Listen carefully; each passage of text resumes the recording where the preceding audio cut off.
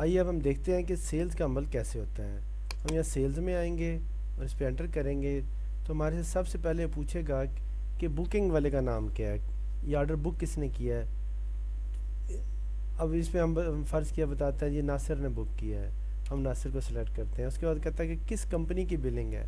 اب اگر تو ہماری بلنگ کمبائنڈ بنتی ہے جن لوگوں کی, تو اس میں کمپنی کا نام نہیں پوچھے گا, لیکن اگر کمپنیوں کی الگ الگ بلنگ ہوتی ہے تو پھر کمپنی کا نام پوچھے گا. ہم اس میں ریکٹ اینڈ بینکسر کو سلیکٹ کرتے ہیں.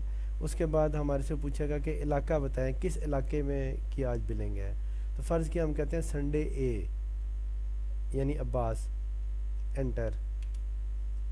اس کے بعد وہ پوچھے گا کہ آپ بتائیں کہ سپلائی مین کون ہے. تو اب سپلائی مین فرض کریں سمی ہے, تو ہم جو بھی سپلائی مین سلیکٹ کرتے ہیں اس کے نیچے اب یہاں پہ آتا ہے supply number. Supply number, gate pass number یا سمری نمبر ایک ہی بات ہے. مختلف جگہوں پہ کہیں سپلائی نمبر لکھا ہوا آئے گا, کہیں گیٹ پاس لکھا آئے گا, کہیں سمری نمبر بھی آ سکتا ہے, تو اس کا مطلب ایک ہی ہے. ہم اس کو انٹر کر کے آئیں گے تو اس کا اب 86, یہ جو بلنگ اب ہم کریں گے اس کو سپلائی نمبر 86 ملے گا. اس کو ہم انٹر کرتے ہیں, اوکے. اس میں یہ کی نوٹس ہیں, یہ بھی آپ پڑھ سکتے ہیں, اوکے انٹر. اس کے بعد ہمارے سے وہ پوچھے گا کہ اس علاقے کی جو بھی کسٹمرز ہیں کی لسٹ ہے اس کے سامنے آ جائے گی کہ کیا کسٹمر سلیکٹ کریں. ہم فرض کریں عارف جنرل اسٹور کو سلیکٹ کرتے ہیں اور ہم انٹر کرتے ہیں. اس کے بعد ہمارے سامنے آئٹمز کی لسٹ آ گئی ہے اور یہ اسکرین آ گئی ہے. اس میں سب سے اوپر آج کی ڈیٹ دے رہا ہے اور یہاں پہ موجودہ انوائس نمبر دے رہا ہے, اور یہ آر کا مطلب ہے کہ یہ ریٹیلر ہے. یہ ریکٹ اینڈ بینکسر کا مطلب ہے کہ آئٹم اس کمپنی کا ہے. کسٹمر کا نام عارف جنرل اسٹور ہے. اس کا پریویس بیلنس 15,734 روپے, یعنی اس پارٹی نے ہمارے ابھی 15,734 روپے دینے ہیں, اس لیے ہم اس کا نیکسٹ بل ذرا سوچ سمجھ کے بنائیں. سٹاک میں ہمارے پاس 42 کارٹن اور 38 پیس پڑے ہوئے ہیں, اور اس پہ سیل ٹیکس ٹوٹل ابھی جو اس آئٹم پہ سیل ٹیکس نہیں ڈکلیئر ہوا.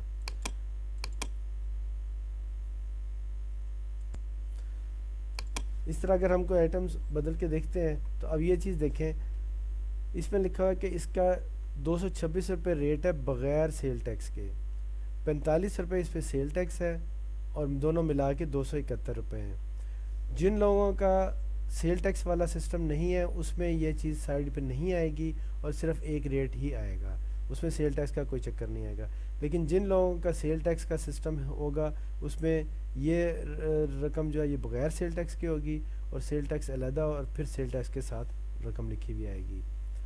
اب ہم نے جو بھی آئٹم سلیکٹ کیا ہم نے جسٹ اس پہ انٹر کیا, لیکن اس وقت سٹاک زیرو ہے, تو جس چیز کا سٹاک زیرو ہوگا وہ آئٹم قبول نہیں کرے گا انوائس کے لیے.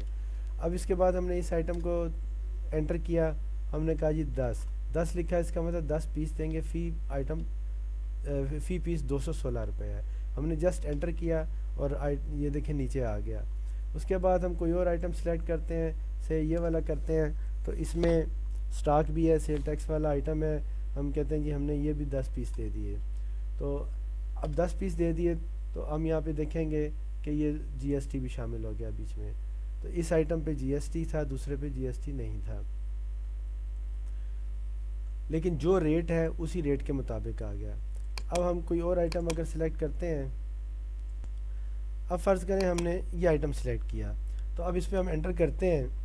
اب اس پہ اگر ہم 10 یونٹ دیتے ہیں اور اس پہ پرسنٹیج دینا چاہتے ہیں, تو ہم یہ مائنس والی کی پریس کریں گے تو اس پہ آ جائے گا. یہاں ہم نے 10 لکھا, اس کا مطلب 10% ہے, 2%, 3%, 5%, جتنے پرسنٹ مرضی دیں.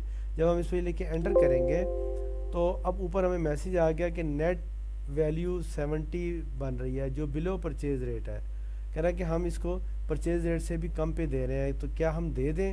اگر ہم یس کریں گے تو یہ دے دے گا, ہم اسے یس کریں گے. اب اس نے اسے دے دیا. اب یہاں پہ اس نے جو ڈسکاؤنٹ دیا ہے وہ 78 روپیز کے اوپر دیا ہے, 91 کے حساب سے نہیں دیا, یعنی اب ڈسکاؤنٹ سیل ٹیکس پہ نہیں گیا جبکہ صرف اصل رقم پہ گیا ہے, جو اصل ٹی پی ریٹ تھا اس پہ ڈسکاؤنٹ گیا. اسی طریقے سے ہم کوئی اور آئٹم اگر سلیکٹ کرتے ہیں اور اس پہ بعض اوقات ریئر کیسز میں ہمارے پاس بونس کا سسٹم بھی چلتا ہے. اب فرض کہ ہم یہاں لکھتے ہیں 10 जमा 1। तो अब हमारे पास हम बेसिकली 11 पीस दे रहे हैं, लेकिन 10 पीस की कीमत लगेगी और सेल टैक्स भी लगेगा, जबकि 11वें पीस की कीमत नहीं लगेगी लेकिन सेल टैक्स लगेगा अगर है। और साथ ही इसमें डिस्काउंट का डिक्लेरेशन था, वो हम बाद में भी डिस्कस करेंगे, तो इसको फ़िलहाल हम सिर्फ एंटर करते हैं और अब हम इसको बिल बनाते हैं। इसके बाद हम ये आइटम है, फ़र्ज़ किया इसका 204 रुपये प्राइस है, हम इसको देना चाहते हैं इसका, लेकिन स्टॉक ज़ीरो है इसलिए ये इसे कबूल नहीं कर रहा। हम इस आइटम की तरफ आते हैं, हम कहते हैं जी हमने इसको 10 पीस देने हैं और रेट है 470 रुपये। हम समटाइम इसका रेट भी चेंज कर सकते हैं, हम स्टार प्रेस करेंगे और हम कहते हैं जी हमने इसको 465 रुपये पर लगाना रेट, तो हम 465 रुपये रेट लगा देंगे। इस तरह हम किसी चीज़ का रेट भी चेंज कर सकते हैं, परसेंटेज भी दे सकते हैं, बोनस भी दे सकते हैं। लेकिन कंज्यूमर में बोनस देने का रुझान बहुत कम है बहुत कम है, परसेंटेज का रुझान ज़्यादा है, या इन रुपीज़ डिस्काउंट देने का रुझान ज़्यादा है। तो इन रुपीज़ के बारे में अभी हम बाद में देखेंगे। अभी हमने इसको बिल को बनाया और हम इसको बिल को पोस्ट करना चाहते हैं। हम F12 करते हैं और बिल को पोस्ट कर देंगे। F12 करें या माउस से यहाँ पे क्लिक करें, दोनों तरह से बिल पोस्ट हो जाएगा।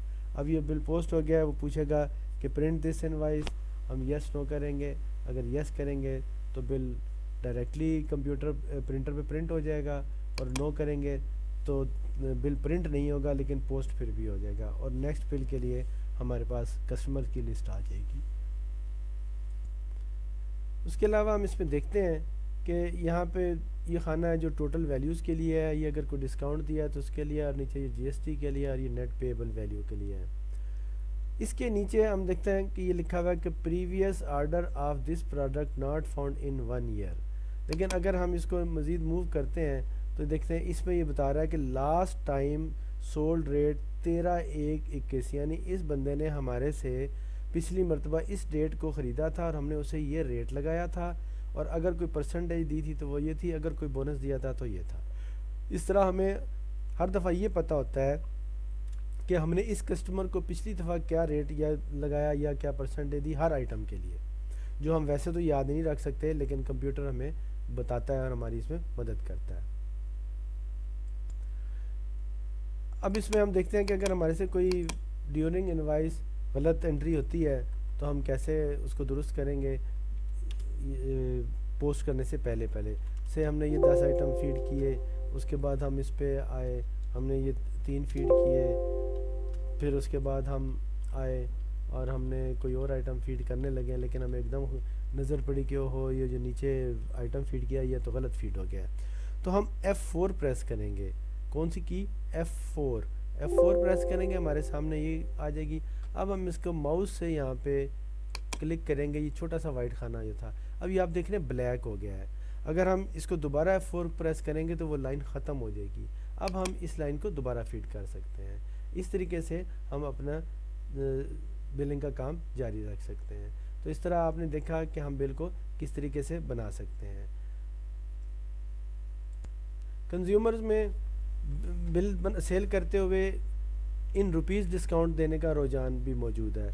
अभी आपने देखा कि बाद स्क्रीन पे वो ये डिस्काउंट आता है, लेकिन वो हमें पहले ये देखना होगा कि वो हम डिक्लेयर कैसे करेंगे, ताकि हमें समझ आ जाए कि हम जब डिक्लेयर करने का तरीका समझ आ जाएगा तो हम यहाँ पे इसको मैनेज भी आसानी से कर सकते हैं। इसको हम इसके सेक्शन 2 में देखेंगे। आप फ़िलहाल इसको रिपीट करें, खूब बिलिंग करें, अच्छी तरह प्रैक्टिस करें, और उसके बाद नेक्स्ट सेक्शन पे की तरफ चलें। नेक्स्ट सेक्शन तक के लिए अल्लाह हाफिज़।